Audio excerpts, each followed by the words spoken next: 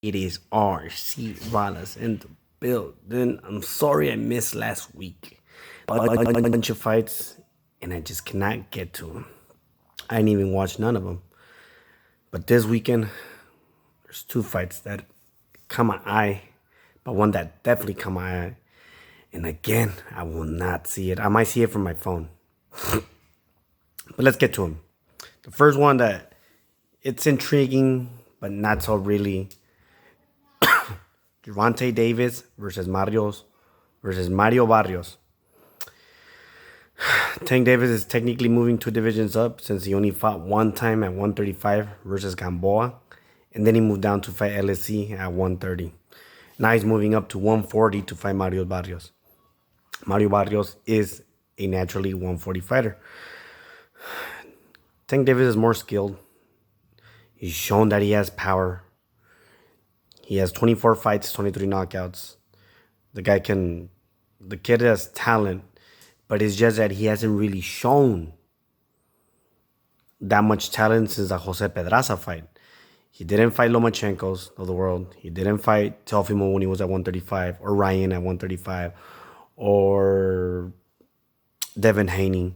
He didn't fight Tevin Farmer at 130. Like again, Lomachenko. Even when they were 126, he just didn't fight him. That's why a lot of people don't know where he's at. Because, I mean, you're 26, 27 years old already, and you still haven't shown that you can literally fight someone with passion or heart. You didn't fight Miguel Berchelt or Jamal Herring. All these champions at 130, when you were there, you didn't fight them. Yet LSC calls you out, and you fight him right away. I don't want to say. And you got to remember, people, LSC was a champion at 118, and he started at 115, even had fights at 112, so he was always a much lower guy. Sorry about that. I am fighting a little sickness, but I got my shot. No, not the vaccine shot. I just got a shot, that's all. Oh, yeah, I need a new shirt, look. Not much just... Anyways. Mario Barrios, not so talented. He can brawl it out. He can fight you. He's a larger guy. He is a taller guy. He does have the longer reach. As far as skills, I would say that Leo Santa Cruz had more skills, but if he can get hit with those hard punches and survive, boy, Davis isn't for a long run. Or if he can land his power shots and Davis cannot handle them, just like when LSC was landing, Davis is going to have a long night. I want to lean towards Tank. I do. But I smell an upset. For some reason, I smell an upset. No, not because he's Mexican, and I'm Mexican myself, but I just smell an upset. So I'm going, and I will probably end up betting something light, like $20, on Mario Barrios for a win. And I have to go by knockout because I don't think he can get a decision. Sorry, people. I know there's a lot of Tank Davis people, and I'm probably going to say, oh, my bad. But again, I don't think I'm going to watch the fight. If I do end up watching a fight, it's this one.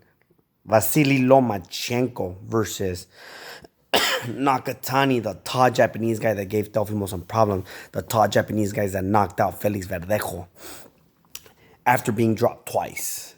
Lomachenko coming back from his loss after, I think it's going to be almost a year since he fought Teofimo Lopez. We want to see what he brings to the game. A lot of people are saying, I think he's done. Well, remember, people, he did lose against Salido. Lomachenko is the better fighter, is the more skillful fighter, but he is the shorter fighter.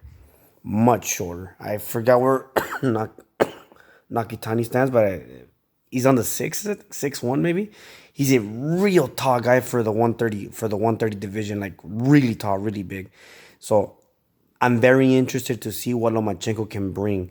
What is it that he's going to do to dissect him? Because remember, Lomachenko doesn't have that one-punch power, but he does carry power to make people quit. He knows how to work the body. He knows how to spin. He knows how to do this. I said it many times that even though I saw a draw on the Teofimo Lopez versus Lomachenko, I didn't see Lomachenko winning. And if there was a winner, you have to give it to Teofimo. So being because Lomachenko didn't really do nothing for the first 4 or 5 rounds. While Lopez did since Lomachenko didn't do anything, Lopez basically won because Lomachenko didn't do anything. Now,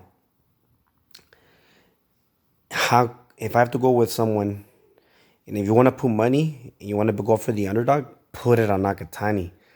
That guy has power, and he's a tall guy, and he knows how to use his jab. Can he knock him out? I don't know. We've only seen Lomachenko be dropped once by Jorge Linares, and he ended up knocking out Jorge Linares by a rib shot. Nakatani has a big body. We could see that knockout. It's going to be really hard. I myself will go with Lomachenko for a victory. And I want to say, I want to lean towards a KO. I honestly do. And I'll be putting money on both fighters winning under 10 rounds. Yes, maybe Nakatani can last 12 and lose by knockout in 12. It's just really hard. I'm going to, like I said, if I do watch it, because I have a nice little party tomorrow, if I do watch it, it's going to be on my phone. And I know that it takes away the excitement.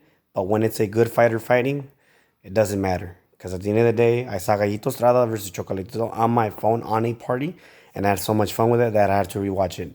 If I have fun with this match, I will rewatch it. But as of now, I know that I'll be watching that on my phone if I do get a chance, if I'm not too distracted.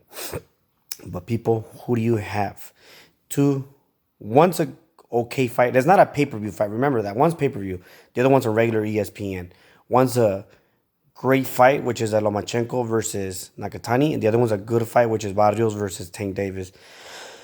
They're going to show us what's going to happen. But again, Tank Davis moving up to 140. Are you going to stay there? Or are you going to duck everybody at 135? And if you're going to stay at 140, are you going to fight all the badass fighters like Baranchik, Cepeda, Josh Taylor, Jose Ramirez, Jose Pedraza again? Or you just don't want to fight all the champions at 135? Or you're going up at 140 because you know that Josh Taylor might leave all his belts? That's what I want to know. And Lomachenko, if you win, obviously you're chasing for that fight. You're chasing for the Teofimo rematch. You're chasing more belts. So I understand you, but there is Devin Haney, and you could possibly talk to Aram and say, hey, come on, cabrón, échale ganas, hace la pinche pelea. Anyways, I'm going on a rant. But people, do like, comment, subscribe. Who do you have? Gervonta Tank Davis or Marios El Azteca Barrios? Or Vasily Lomachenko versus Nakatani tomorrow? ESPN Lomachenko, Showtime pay-per-view for Tank Davis. Do like, do comment, do subscribe. Swap!